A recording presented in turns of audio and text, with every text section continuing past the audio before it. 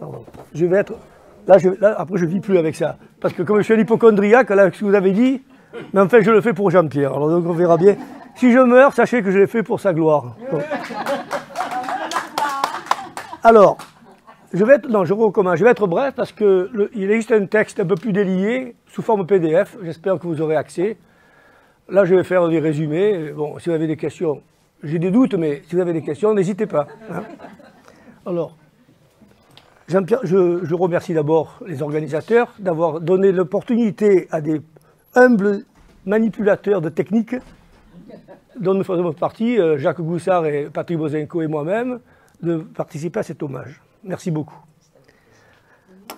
Ceci étant, donc, pourquoi j'ai pris ce titre-là, La même passe? Parce que, en fait, bon, je vais certainement faire des redites, mais vous avez entendu tout au long de la matinée, le commissaire me dit que Jean-Pierre accordait une grosse importance au geste. Donc, et on devait écrire un bouquin dans les années 2010, qui s'appelait, le titre était The Thinking Hand, en anglais, la même pense, ou la même pensante. Et à cause de moi, nous n'avons pas fait ce bouquin parce que j'ai craqué. Pour moi, écrire est une horreur. Et donc, j'ai dit, j'abandonne, tout ça. Alors, il m'en a voulu un peu, mais bon, j'espère qu'il ne m'en voudra pas plus longtemps. Ouais, elle le pense, de temps en temps, pour moi, elle le pense, de moins en moins, avec l'âge, mais bon. Donc, voilà pourquoi j'ai pris ce titre. Bon, en fait, je vais vous raconter comment nous avons vécu Jean-Pierre à travers nos 30 ans, à peu près, de collaboration. C'était des vraies collaborations, je pense. Hein. Alors, comment ça va se prendre? Alors, oui, ah oui, eh oui, pardon. Pardon, excusez-moi.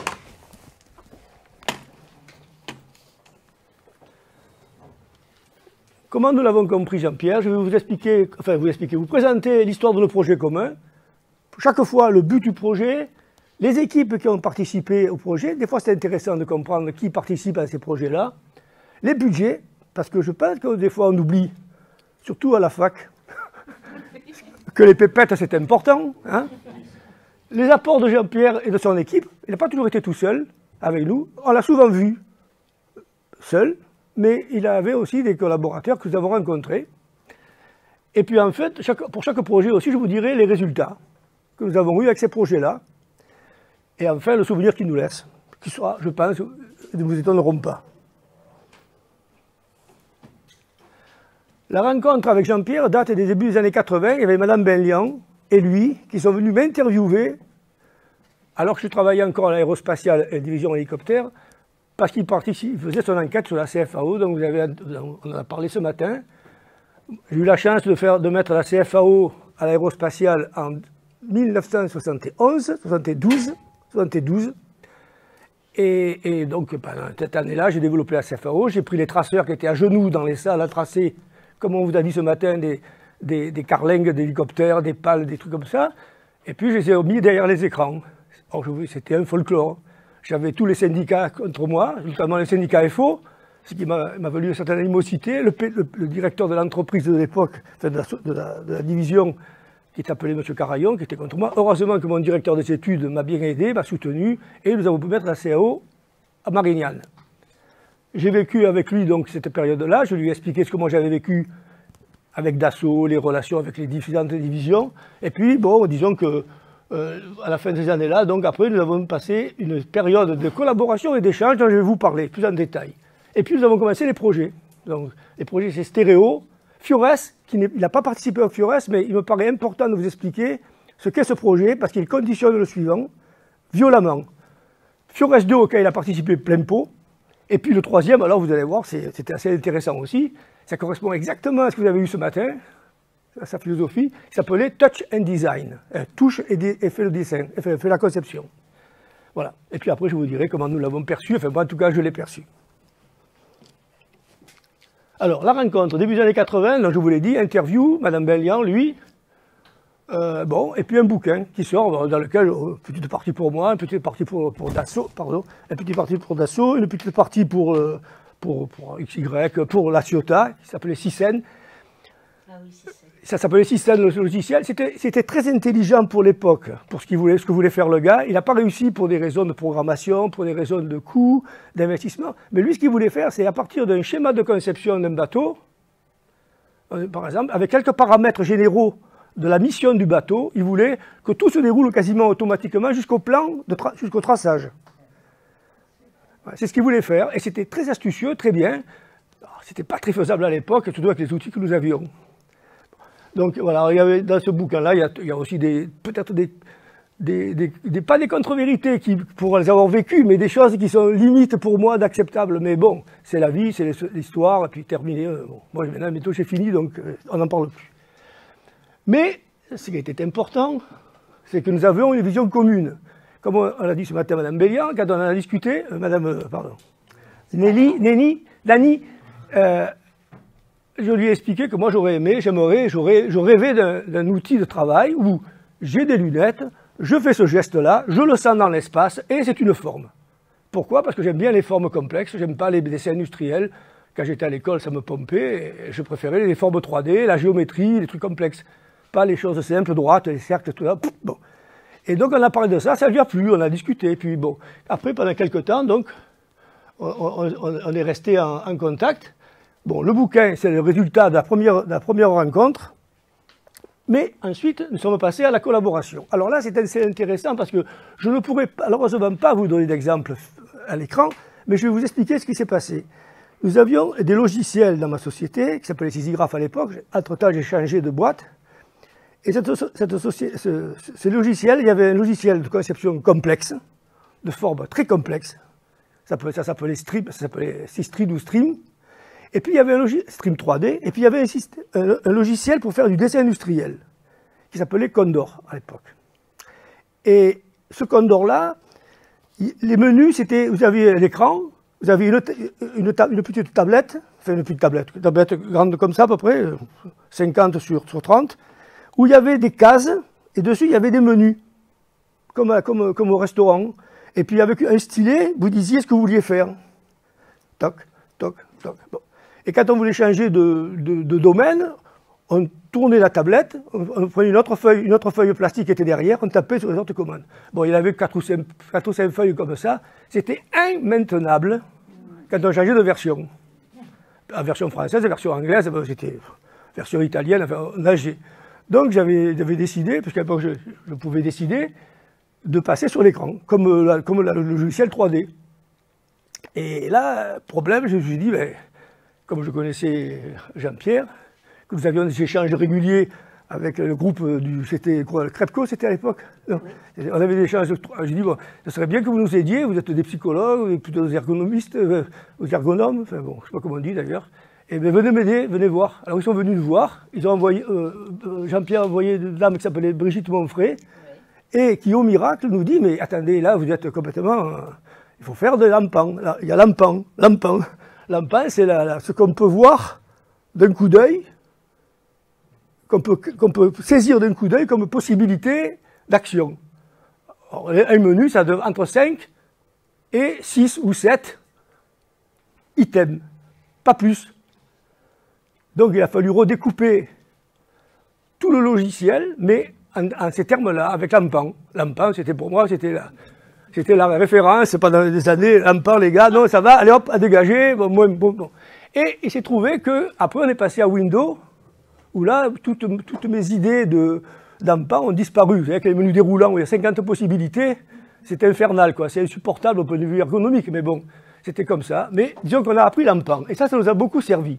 Ensuite, et jusqu'en 1989, donc on a travaillé, on a fait des échanges, et il a écrit un bouquin à but violemment marketing pour nous, ça s'appelait Sisigraph, vous voyez. C'était violemment marketing, mais lui, apparemment, il a pris du plaisir à l'écrire avec son collègue, là, monsieur Jean-Claude Tasse, que je ne connais pas, et ni Piquet, que je n'ai jamais rencontré. Mais ils ont écrit un bouquin qui s'appelait La CAO, que saurait produire autrement. Je ne sais pas qui est-ce, mais en tout cas, le bouquin a eu du succès parmi nos clients. Et nos prospects, parce qu'il y en a qui ont dit, oh, ils ont écrit un bouquin, c'est bien, Sisigraph, alors on achète un peu le produit. Premier projet intéressant, enfin pour lui, pour Jean-Pierre, je pense, c'était stéréo. Alors là, j'ai fait des photocopies, si vous voulez, pour montrer que c'est une histoire réelle. Donc le logiciel, enfin, c'est une étude pour un système tridimensionnel. Vous avez des photos là-bas. là, vous avez la convocation, enfin la convocation, l'invitation de la première réunion qui date du 23 mars 1987, où nous nous réunissons pour définir un peu ce que nous pourrions, comment nous pourrions travailler ensemble. Alors, j'ai essayé de recopier sans faire de faute ce que j'ai photocopié là-bas, qui était assez illisible, mais le projet stéréo, pour lui, enfin c'est ce qui était pas ça, c'est lui qui le déclare, c'est lui qui est l'initiateur du projet. C'est pas nous, nous ne sommes que les supports, les humbles supports, les mécaniciens, je dirais. C'est de réduire, sinon d'abolir le divorce et de réintroduire la motricité oculaire dans l'intelligence technique. Ça correspond exactement à ce qu'on a dit ce matin. Il trouve que le geste, disons que propage, enfin, ou soutient la créativité, la conception, la compréhension. Donc c'était le but du projet. L'équipe, ben, vous la voyez, l'équipe c'est lui qui la déclare encore, je n'ai fait que copier, je n'ai même pas écrire, donc j'ai pris la photocopie, donc Madame Bellian, Monsieur Cartonnet, Michel Fougère, et puis d'autres personnes, bon, Beaubaton. Monsieur Velay est là également, Jean-Luc Velay est là. Ah d'accord, voilà, d'accord. Écoutez, ravi. Et donc, Yves Cartonnet était un thésard, je crois qu'il est normal subcachant, qui est venu passer du temps dans notre équipe sisographe. À l'époque, j'étais un peu surchargé par d'autres tâches, et je ne l'ai pas trop rencontré, mais je sais qu'il travaillait de temps en temps chez nous, enfin, il venait assez souvent chez nous. Voilà. Et le résultat du projet, donc, je ne connais pas le coût pour lui, pour moi, le coût, ça a été, bon, pas énorme si vous voulez, mais bon, c'était pas énorme pour moi, donc c'était quelque chose qu'on pouvait se payer à l'époque. Donc l'idée c'était de présenter donc, à l'opérateur différents objets en 3D, si possible en 3D, pour qu'on voit si la présentation 3D correspondait mieux ou permettait de faire des avancées, des résolutions de problèmes par rapport au dessin classique, au dessin industriel classique. Alors j'ai vu qu'il y avait des exemples là de dessin 3D, oui. En dehors du, voilà, c'est à voir là-bas. Il y a même la plaque. La plaque de Cartonnet. À la thèse qu'a conduite Yves Cartonnet pour arriver à des résultats.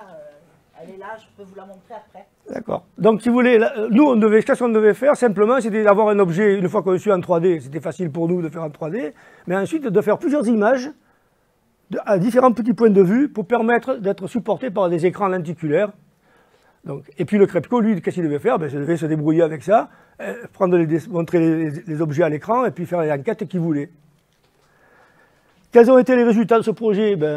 Une thèse, la thèse de M. Cartonnet, qui a été soutenue sous la direction de Jean-Pierre Poitou en 92. Et plus intéressant pour moi quand même, parce que c'était plus porteur, parce que, bon, une thèse, je ne suis pas rentré dans le détail, donc je ne savais pas vraiment, mais les résultats, j'ai trouvé ce résultat-là dans Intellectica.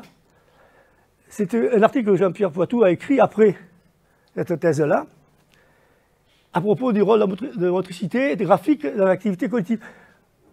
Et je pense que c'est bien vu parce que nous, les gens des techniciens que vous avez avec vous aujourd'hui, on a connu les modeleurs. Moi, j'ai connu d'abord les traceurs à genoux, mais j'ai connu aussi les modeleurs ou les stylistes de chez Pininfarina ou de chez Toyota ou peu.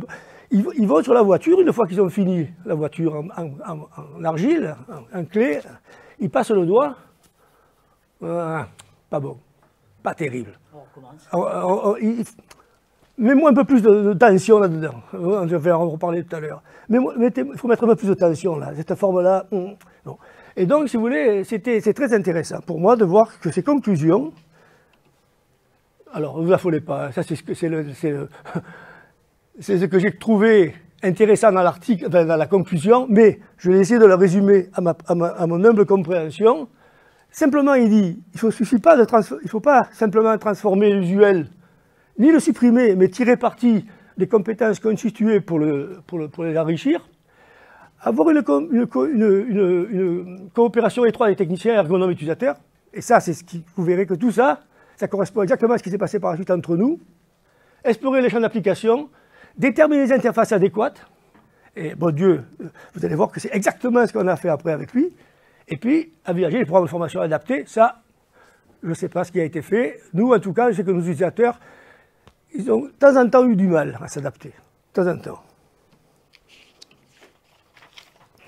Bon, alors maintenant, si vous voulez, tout ça, c'était l'amuse-gueule. Hein? Maintenant, on va rentrer dans le vif du sujet, et entre 1997 et 1999, on lance, quand je dis on, c'est un de mes camarades, un professeur d'université de Kaiserslautern, qui me dit, qui était mon élève sur mon système, enfin notre système, en 1980, de BMW, qui est passé professeur d'université, d'Angvort, Javol, et qui me dit, on devrait faire ce qu'on appelait en France du reverse engineering, mais en fait, c'est mieux, c'est de dire engineering in reverse. Ça veut dire que, au lieu de concevoir, de mesurer, de reconcevoir, de mesurer pour que ça s'adapte, on conçoit quelque chose, à peu près, et puis maintenant, on mesure, et sur ce qu'on a mesuré, on dit ce qu'on voudrait obtenir. Et le système, lui, qu'est-ce qu'il fait? Il modifie la conception pour obtenir le critère que l'on veut. C'est ce qu'on a expliqué ici. Hein. L'utilisateur fait le modèle, il évalue, c'est-à-dire il calcule par exemple la portance, les lignes de courbure, la luminosité, enfin c'est ce que vous voulez. Il compare avec ce que l'utilisateur voudrait obtenir et il modifie la boucle jusqu'à ce que les critères soient satisfaits. Il peut mettre des contraintes. On va voir quelques exemples. C'est clair ce que je dis là? Oui, oui, oui. Hein? Ça, c'est moi ce que j'ai appris à l'école, reverse engineering, c'est ce que les Allemands ont appelé engineering in reverse. Bon, ok. C'est bon, les Allemands, ils avaient la monnaie aussi, donc on s'est mis d'accord. Voilà l'équipe qui a travaillé sur ce projet-là. C'est pas des projets simples à gérer. Parce que vous avez les Allemands. Là, il y a Dassault Systèmes qui s'est introduit sur le site, mais en fait, c'est Matra Datavision qui l'a fait. Matra Datavision, après, a racheté, comme je disais ce matin, a été racheté par Dassault Systèmes, mais c'est Matra Datavision, c'est pour ça que j'ai mis en rouge. Vous aviez des gens de l'UPC en Espagne, des Suédois, avec des gens qui faisaient du style, et puis des gens qui faisaient des voitures. Bon, vous avez des gens encore des mathématiciens de Suède, des Espagnols, enfin vous voyez tout ça, tout ce détail-là, c'est dans le papier final auquel vous pourrez accéder. Mais ce qui est important, c'est que le budget était de 2 112 000 euros. Ah oui, quand même. Il faut savoir que un budget comme ça, la commission n'accepte que si vous en mettez la moitié dedans. Aïe. Ah oui, c'est comme ça, ouais, oui. Et oui, la vie n'est pas si simple, ça serait trop beau. Mais enfin, on se débrouillait quand même pour rentrer un peu dans notre argent. Globalement, on arrivait à trouver des solutions. Je ne rentrerai pas dans les détails. Quels sont les résultats de Fiores? Parce que pourquoi c'est important de vous avoir expliqué cette boucle de retour? Parce que vous verrez qu'avec Fiores 2, nous l'avons appliqué à des choses un peu plus compliquées. Donc, voilà les résultats, par exemple. Ici, vous avez une forme de voiture. Vous dites, ben oui, je voudrais conserver ici, et cette partie-là fixe, enfin, cette partie-là, cette courbe-là fixe, mais je voudrais tirer comme ça, un petit peu. Mais je ne voudrais pas que ça bouge ici, que toute la courbure, c'est-à-dire la forme locale, bouge. Voilà un genre d'exemple. D'accord? Donc là, vous avez des exemples. Là, vous avez, je voudrais conserver ce trou et tirer. Bon, il y a plein d'exemples comme ça. Les images que vous avez sur le papier sont à peu près explicites. Si vous vouliez une démo en temps réel, on pourrait la faire si on avait le système et ça marche encore parfaitement. Autre exemple ici, vous voyez là, ça. Ça, ce sont des lignes de réflexion des néons. D'ailleurs, je vous signale que vous ne verrez jamais une voiture dans les halls d'aéroport exposée sous les lignes de néons. Elles sont toujours éclairées par des spots. Elles sont éclairées par des spots parce que sinon vous voyez les défauts. Vous voyez des zigzags comme ça. Les stylistes, ils n'aiment pas ça. Donc, ça, c'est un défaut. Le modeleur, lui, il sait. Quand il passe la main, il le sait que c'est un défaut. Il dit, ah là, il faudrait mettre un peu. Nous, qu'est-ce qu'on fait? Ben, comme on n'est pas des stylistes, on n'a pas la main, mais on dit, tiens, la ligne, là, on veut celle-là de ligne. Et le système modifie pour avoir la ligne qu'il faut. C'est un peu compliqué mathématiquement. Pour ceux qui aiment ça, c'est pas évident. Et c'est pas toujours soluble. C'est pas toujours soluble. Autre exemple, ben ici, je tire un peu, là, vous voyez, je je veux conserver ça, mais je voudrais tirer un petit peu, bon, ça va gonfler. Bon, voilà en gros le résultat de Fiores. Bon, ça c'est Fiores. Vous avez vu que le budget était quand même conséquent. Mais je dirais que c'était dans l'ordre des choses où Jean-Pierre n'apportait rien. C'était strictement mathématique, ce qu'on faisait. C'était que des maths. Enfin, des maths ou, si vous voulez, un peu d'informatique quand même. Puis on est rentré dans Fiores 2. Alors là, c'est notre histoire, un peu beaucoup plus folklorique. Ça, cette partie-là, c'est ce que voient les Allemands quand ils font le projet. Je l'ai laissé pour le folklore. J'aime bien mon collègue Werner, mes collègues allemands, mais ça, c'est l'image. Je vous engage, si vous avez l'occasion de regarder, bon, pour le folklore, de regarder. Mais je vais vous expliquer de quoi il s'agit. De quoi il s'agit, c'est quand on voit un objet, c'était l'idée qu'on avait avec l'allemand, là, toujours dans le Wort. Quand on voit un objet, il y a des objets, par exemple une cafetière, on la trouve, donne un aspect de robustesse. Ou bien, cette voiture, elle a l'air sportive. Ou bien, cette voiture, elle est robuste. On accorde à la forme, à l'objet, une qualité, je dirais. Je ne sais pas comment on peut l'appeler comme vous voulez, mais une qualité, un ressenti. Et on s'est dit, mais est-ce qu'on ne pourrait pas mesurer ça? Si on pouvait mesurer ces ressentis, le quantifier, et faire du reverse engineering sur le ressenti. Ou bien faire de la recherche sur le ressenti. Par exemple, donne-moi toutes les voitures américaines qui ont un ressenti sportif. Ou voitures qui ont un ressenti uniquement la forme. Je ne parle pas de la culture associée au pays où on sait que l'allemand, a priori, ça va être de qualité, ou l'italien, ça va être un peu sportif, ou un peu moyen. Bon. Donc, on a essayé de faire ça. Et l'idée, c'était d'appliquer la sauce, la mécanique de Fiores 1 à ces qualités-là. D'abord, est-ce qu'on peut mesurer des qualités? Est-ce qu'on peut les archiver? Est-ce qu'on peut les reproduire? Est-ce qu'on peut les viser? Faire un objectif de ces qualités. Voilà. J'ai été clair là? Oui. Ok. Oui, un attribut affectif. Mais d'abord, il faut savoir lequel. Et est-ce que tout le monde parle le même langage? Par exemple, je peux vous dire que nous avons, mes collègues et moi, on a vu, parce qu'on a travaillé longtemps avec les Japonais, Honda et Toyota, et on s'est aperçu que des belles courbes, des formes, les belles formes qui venaient du Japon, qui étaient plutôt d'essence japonaise, n'étaient pas obligatoirement appréciées par des Européens. Voilà. Et moi, quand j'ai appris ça, j'étais sidéré, parce que pour moi, j'ai appris, humblement j'ai appris, je croyais tout savoir, mais non. Hein. Donc, voilà. Donc, alors, alors, vous allez voir que le consortium, quand même, il est assez conséquent. Ceci expliquant cela. Alors, vous avez toujours Casias Lautern, Thinktree. Entre-temps, j'avais démissionné de Matraque, qui est une boîte horrible, je peux vous le dire. Surtout, n'achetez pas les actions Lagardère. Enfin, même maintenant, oubliez-le. Alors, je sais qu'il y a des marxistes parmi vous, donc ils vont être contents, mais non, mais c'est vraiment dégueulasse. Donc, j'avais démissionné de Thinktree, j'étais rentré dans Thinktree. C'est avec Thinktree qu'on a travaillé, mes collègues sont de Thinktree. Hein. Donc, là, vous avez le chef de projet de Thinktree, M. Jacques Goussard, celui qui a travaillé plus en détail, et Patrick Wozenko qui a travaillé sur le projet suivant. Donc, vous aviez Alessi, vous connaissez Alessi, tous ces... Voilà, oui, bon. Vous aviez Formtech, toujours les stylistes, Saab toujours les mathématiciens suédois. Vous aviez le LPC, évidemment. Parce que là, c'était typique pour Jean-Pierre. Enfin, pour moi, c'était typique pour lui. Sa connaissance pour extraire l'information, je dirais, humaine de ces qualités-là, pour moi, je connaissais que lui. Et en plus, c'était l'homme qui valait. Il a dû se régaler, quoi, j'imagine. Hein. Vous aviez le Paul Léonard de Vinci. Il fallait équilibrer les consortiums. Donc celui-là, je ne peux pas dire que j'ai été passionnément enthousiaste. Heger, qui était des designers italiens et espagnols. Samtech, très important Samtech pour les problèmes, ce sont des Belges, pour les problèmes d'optimisation dans les boucles de retour. Ceux-là, ce sont des informaticiens allemands. Pininfarina, universellement connu.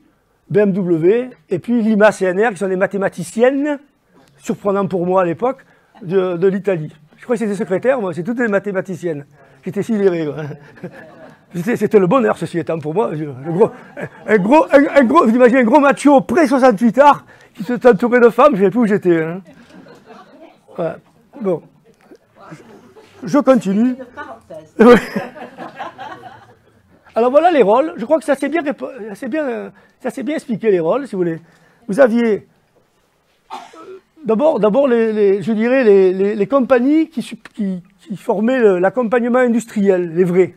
Nous, on ne peut pas dire que nous étions des industriels. On était des industriels de l'informatique, mais pas des industriels de l'objet. Voilà. Ça veut dire le contracteur, c'est lui qui touche les pépettes, et celui-là, c'est celui qui les redistribue.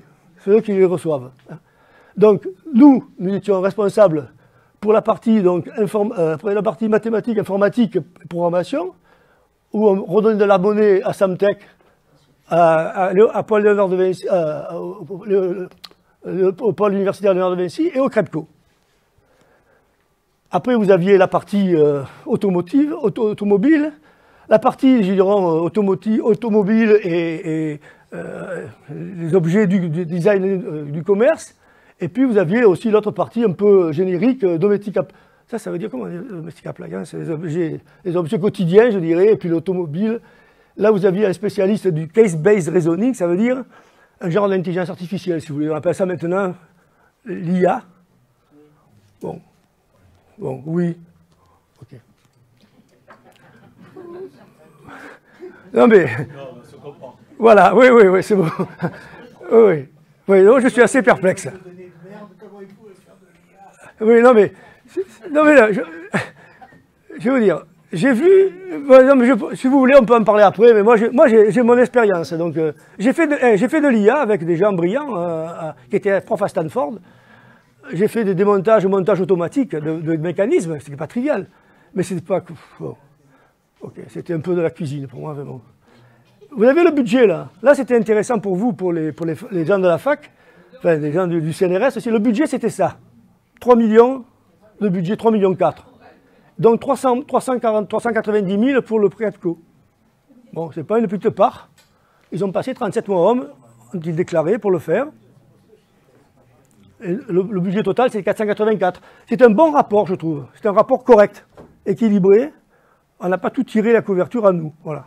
Ni nous à nous. Voilà, non,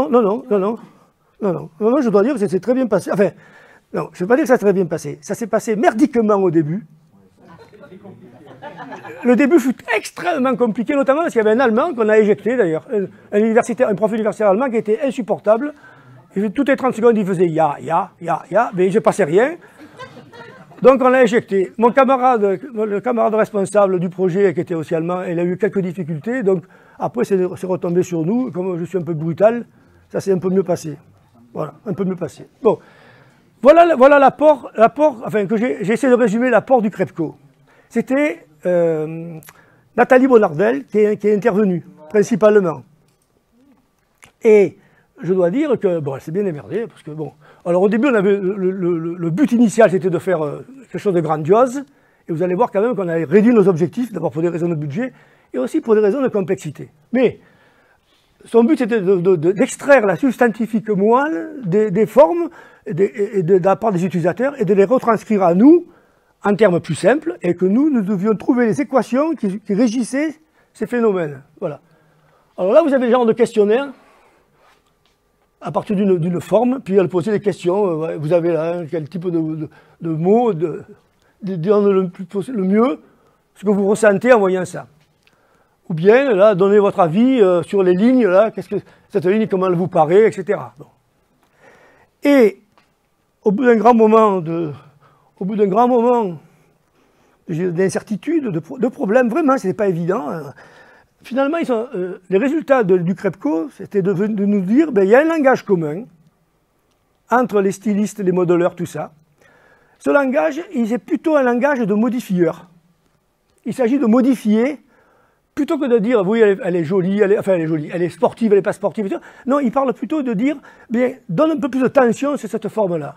Ou bien, bombe-la un peu. Ou bien, rends-la plus convexe. Ou bien, rends-la sharpness, c'est-à-dire l'angulosité. Ou bien le leading, qui est assez compliqué à expliquer, mais vous allez voir, ça vous allez comprendre un truc. Ou bien la tension. Alors tout ça, ces 6 modifieurs-là, C'est ce que nous avons retenu pour l'implémentation, enfin pour la réalisation du projet. Et je dois dire que ça a bien marché. Ça a bien marché parce que on a réussi à, moi, il m'est arrivé de faire du design uniquement en parlant.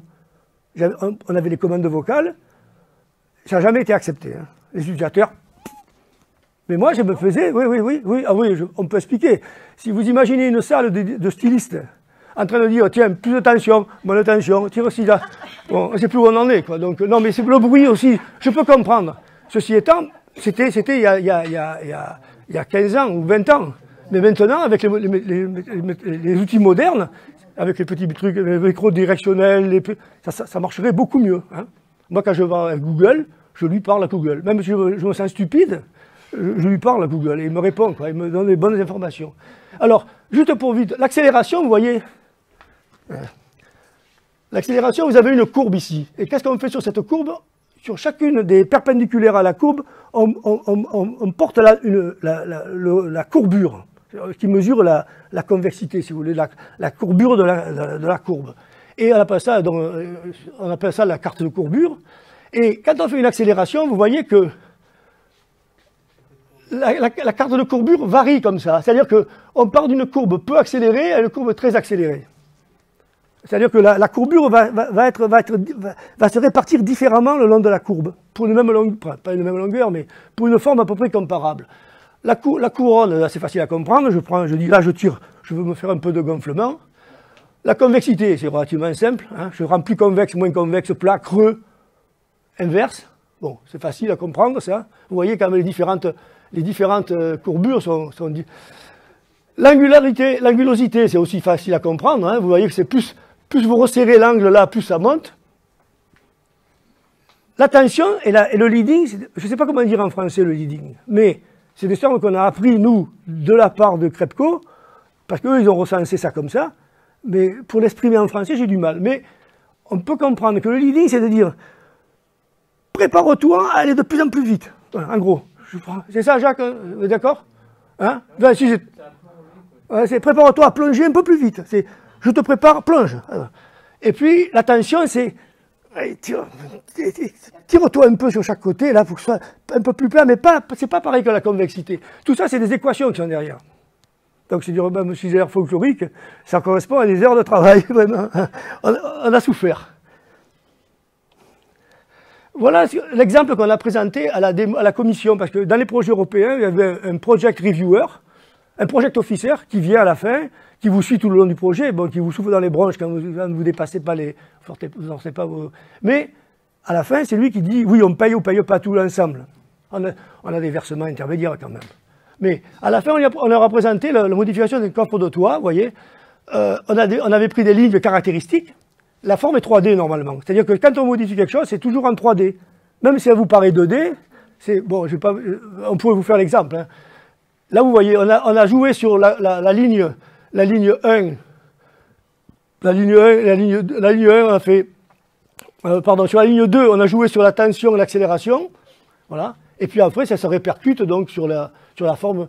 Bon, et tout ça en parlant. On peut dire, ben oui, cette forme-là, tu pointes la courbe, je dis là, plus de tension. Voilà. On a tellement souffert au début, vraiment, qu'à la fin, on était tellement content d'avoir fini et que ce soit un succès, qu'on a fait un diplôme. Donc vous voyez, que vous reconnaissez le diplôme là. Jean-Pierre au milieu était content d'avoir fini lui aussi, je pense. Il commençait à en avoir marre à la fin, peut-être. Ouais, on a fait. Ouais. Avant Obama. Hein. Avant, lui pouvait le faire, mais nous on l'a fait. Hein. Donc voilà. Alors ensuite, et là, si vous voulez, dans le projet précédent, on avait fait, disons, je sais pas, mais l'intelligence de la forme, je sais pas comment on va appeler ça, disons, mais au moins, disons, on avait mis des qualités non purement géométriques ou mathématiques, même si ça se traduit par des équations, sur des formes. Il manquait l'aptique. Et là, j'ai dit, ben oui, là maintenant, avec Jean-Pierre, et puis notre collègue, Umberto Cogini, qui est décédé depuis, du Polytechnicum de Milan, on a dit, on va faire un projet avec l'aptique. C'est-à-dire, parce que quand le modeleur, lui, c'est pas, il faut avoir vu travailler des gens qui font des voitures, par exemple. Ils ont des genres de gabarits qui promènent sur des courbes génériques de la voiture, et il gratte comme ça le plastique, l'argile. Enfin, c'était comme ça il y a quelques années. Et suivant la manière dont ils positionnaient le gabarit, en le traçant, ils font une forme ou une autre. L'enveloppe de la... Selon le geste, absolument. Et il y en a qui sont plus ou moins bons. Bon. Et donc, on voulait faire ça. D'accord? Donc, c'est en gros, je résume. C'est ce que nous voulions faire. Donc, on a fait... L'objectif, c'était de développer donc, ce projet-là. Et puis, pas le faire que pour les voitures. Mais donc, qu'est-ce qu'on peut faire pour faire de l'aptique, hein? Donc, l'aptique, haptique. Alors, je ne sais pas, vous avez dit le tact ce matin. Qu'est-ce qu'a dit le tact? Le tact, c'est la peau. Oui. L'aptique, c'est la main. La main et le mouvement de la main, peut-être c'est un peu tout, quoi. C'est le toucher, je dirais. Aussi par la main, oui. Alors, vous aviez le coordinateur qui était le Polytechnico de Milan, Umberto Cogini, le Psyclé, avec Nathalie Bonardel, l'Université de Gironne, Fintry, Moog Fokker. C'était eux qui ont qui ont pensé les mécanismes pour aboutir, et les utilisateurs. Le budget était de 3,4 millions quand même, encore un beau budget conséquent, et 175 980 pour le Crepco, mais ça c'est normal parce que le Crepco, il a eu qu'à, entre guillemets, qu'à extraire. Une fois que le projet était, le mécanisme était conçu et fait, il fallait qu'ils extraient des utilisateurs leur ressenti, comment ils acceptaient le produit et comment ils comptaient s'en servir. Enfin, s'ils s'en sont servis, je ne sais pas en fait. Je ne sais plus parce qu'après je suis parti moi aussi. Donc, voilà. Alors quels sont les résultats? On avait isolé deux types d'aptique. Le ponçage. Vous voyez, vous avez le gars là qui est en train de simuler un ponçage. Alors c'est un peu compliqué comme mécanisme, enfin on pouvait poncer comme ça. C'était le ponçage. Donc là vous avez le ponçage en train d'être utilisé. Et puis vous aviez le balayage de produits, le balayage. Alors là le balayage c'est assez compliqué parce que là vous avez un gabarit courbe. Là vous avez deux rails. Et selon que vous balayez le gabarit, il y a une infinité de solutions. Le gabarit peut toucher les deux côtés du rail, mais il y a une infinité de solutions. Et nous, ce qu'on voulait savoir, c'est... On capturait le geste en mesurant les différentes coordonnées du gabarit, on mesurait le geste de l'utilisateur, et on engendre une forme. C'est-à-dire que le mouvement de l'utilisateur nous permet de déterminer quel type d'équation gère et quel type de paramètres gère la forme. Voilà. Là, vous avez un exemple, on a fait... Et ça, c'était le résultat de ce qu'il faisait. Le gars faisait ça, crac, et hop, on avait ça à l'écran. Voilà. De la forme, du geste, vous induisez la forme. Oui, le geste nous permet... Nous, quand on a un gabarit et deux rails, on se dit, il y a une infinité de solutions, lesquelles on prend. Alors, on avait recensé différentes possibilités, mais enfin, bon, je ne vais pas rentrer dans le détail, mais disons que si on me donne des indications sur la forme, je calcule le mouvement le plus proche de celui qu'a fait l'utilisateur. Et en gros, ça correspond. C'est pas trop dégueulasse comme forme. Hein. Voilà. Si vous faites ça n'importe comment, ça peut avoir n'importe quoi comme forme. Si. Voilà, vous avez un autre exemple. Voilà, vous voyez comment ça se présentait. Il y avait les deux poignées qui simulaient la position du gabarit. Et le gars, qui faisait ça. Alors il y avait des... C'était pondu par les gens de Fokker qui calculaient la cinématique et qui allait bien avec ça, quoi. Voilà, donc où j'en suis? J'en suis que les résultats, alors là, voilà, ça c'est peut-être un peu plus intéressant pour vous, il y a eu deux types de résultats. Il y a eu les résultats, ce qu'a mesuré le Psyclé pour l'acceptation, comment ils ont reçu le projet et comment ils l'ont ressenti. Et là, vous avez les publications associées. Alors, on a publié un peu à droite, à gauche. Je dois dire que les Italiens, Cugini était très fort pour les publications. Ils se démerdaient bien. C'était universitaire, hein, aussi. Hein. Nous, non. Moi, je publiais, mieux je me portais parce qu'il y avait les concurrents qui regardaient. Alors que vous, non, plus vous publiez, mieux c'est, quoi. C'était un de nos problèmes, nous, à Sisigraph. Et après, chez Matra Atavisio. Enfin, ceci étant, on a fait un brevet quand même. Pas avec celui-là, avec un brevet du Fiores 1. Avec Fiores 1, on a fait un brevet que nous nous sommes empressés d'améliorer une fois qu'on est parti de Matra. Déjà pour me venger, bon, je ne devrais pas le dire peut-être, je vais aller en prison. Comment c'était apprécié là? Alors voilà. Alors il y a eu une publication aussi de Nathalie Bonnardel, donc qui a publié là-dedans, bon, que j'ai pas eu le temps de lire. Alors là, si vous voulez, vous avez plus ça va là, mieux c'est, hein, bien sûr. Alors là, il vous disait comment vous ressentez l'interface utilisateur, l'efficacité du système, le caractère utile du système, ce que vous aimez est-ce que la manière dont vous aimez le plus le produit, l'impression générale, comment vous pouvez l'acquisition de votre savoir-faire, voilà. Et puis les systèmes, comment vous appréciez les composants, enfin, est-ce que ça, bon, mécaniquement, je dirais.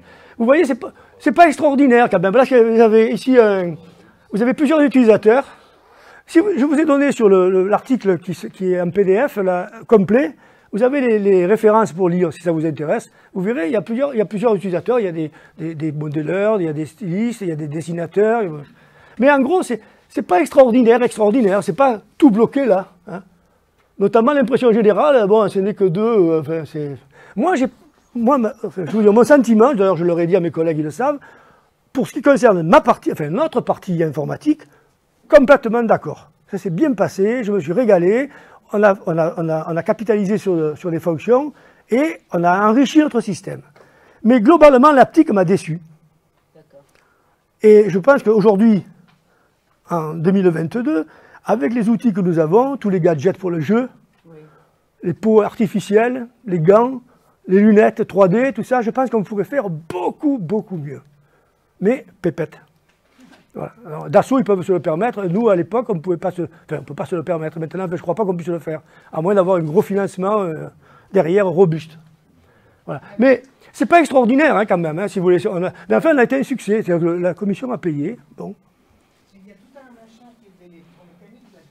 Oui, oui. Et oui, c'est électromécanique, bien sûr. Oui, pas uniquement, si vous voulez, pas uniquement. Enfin, oui, c'est vrai que l'électromécanique est bloquant quand même, par moment. C'est comme la réalité virtuelle. Quand Doc Engelbart invente la souris, il a un engin électromécanique. En fait, c'est une manette qui manipule avec le genou. Mais d'ailleurs, lui, il est électromécanicien, il n'est pas informaticien. Mais il a toujours dit que son problème, c'était qu'il était un petit con parce qu'il était un électromécanicien, qu'en fait, il aurait eu besoin d'avoir le super machin que, justement, à l'université d'en face, il était en train de faire. Oui. Il est à Palo Alto, il est dans le centre du monde. Ah ouais, ouais. Ah oui, là, normalement, à Palo Alto, il a ce qu'il faut. La souris, c'est lui qui a inventé les fenêtres. Ah ouais. Ah ouais, d'accord. Tout ce système, c'est Engelbart qui l'a inventé. Mais je veux dire, il a toujours, l'argument, c'est qu'il a toujours dit, c'était qu'on n'avait pas le bon matos. C'était peut-être pas une question de matos, c'est peut-être autre chose. Non, non, mais c'est vrai. Non, mais c'est vrai, je suis d'accord avec ça. Et en plus, il y a un paradoxe de la réalité virtuelle, si vous voulez, c'est que pour faire de la réalité virtuelle, vous mettez un truc sur la tête, sur les mains, qui vous extrait de la réalité. C'est tellement lourd, tellement pénible et tout. Donc c'est paradoxal, quoi. Donc c'est pénible, quoi. Donc. Mais maintenant, non. Maintenant, enfin, du moins à l'époque. Maintenant, je pense qu'il y a des jeux, qui sont, enfin, des outils qui sont plus souples, plus faciles, plus électromagnétiques, je dirais. Je sais pas comment on peut dire. Les capteurs de gestes. Oui, les capteurs de gestes, oui, bien sûr. Oui, par exemple, on a pensé aux capteurs de gestes aussi. Vous voyez mettre allez, bon. À l'époque, maintenant, mon téléphone portable, il peut être aussi puissant que peut-être pas, mais bon, que les ordinateurs qu'on avait. Donc il y a tout ça qui entre en jeu, mais enfin, ceci étant, la commission a payé, et donc bon. Et puis nous, on a fait du beurre avec ça, parce qu'on a eu des clients en plus. On a promu, oui, pour moi, c'était mon objectif aussi, en dehors de la gloire qu'on recherchait. Voilà. Alors comment nous l'avons perçu? Alors là, je vais faire des petits apartés, mais. Chaque année, on recevait ses vœux sous forme de croquis. Alors, si vous voulez, moi j'en ai conservé quelques-uns, j'ai pas tout retrouvé. Ça m'étonne parce que d'habitude je me disais, le Rouzic, c'est un peintre, il va être toujours coté, je les garde, ça me rapportera de la monnaie. D'ailleurs, je lui ai acheté un tableau, j'espère qu'un jour ou l'autre, ma descendance, mes nièces et filleuls profiteront. Mais je dois dire que on a eu des discussions, alors bon, je vous dis pas, mais c'était du folklore, parce que, alors politique bien sûr, parce que lui est d'un côté, moi de l'autre. Vous imaginez, chacun son caractère, lui il tient ses idées, moi les miennes, c'était assez folklorique, mais c'était très bien. On partait en voiture ensemble, donc de temps en temps j'accélérais un peu pour lui couper la chic, comme on dit. Donc, regarde, non mais ce qui est intéressant, c'est que j'ai du mal à comprendre comment son humour et son très fin de dessin pouvaient être compatibles avec ces mastodontes qui faisaient industriels, les peintures industrielles. Moi, j'ai pas compris ça. Voilà. Non, mais je sais bien, mais c'était pas des peintures industrielles, Madame Poitou, mais c'était quand même de soviétique, quoi, comme peinture. En tout cas, c'est comme ça que moi je l'ai perçu. Voilà, c'était du réalisme. Ça signifiera qu'ils vont devenir. Ah, bientôt. D'avant-garde pour l'art américain. Oui, on veut dire quand Poutine va venir, il va être content de voir ça, oui.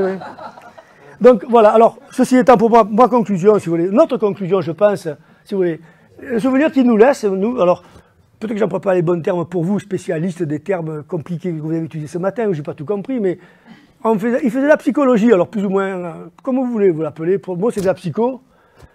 Entre parenthèses, j'ai eu la chance, enfin plutôt le folklore, de faire un DUG ici, en 70, en psycho. Bon, donc peut-être pas le bon terme, mais Piaget, j'ai entendu parler à l'époque, on parlait beaucoup. Donc psychologie, technologie, art et politique. Alors pour moi, en tout cas pour moi personnellement, et peut-être mes collègues aussi, c'était un humaniste, Jean-Pierre.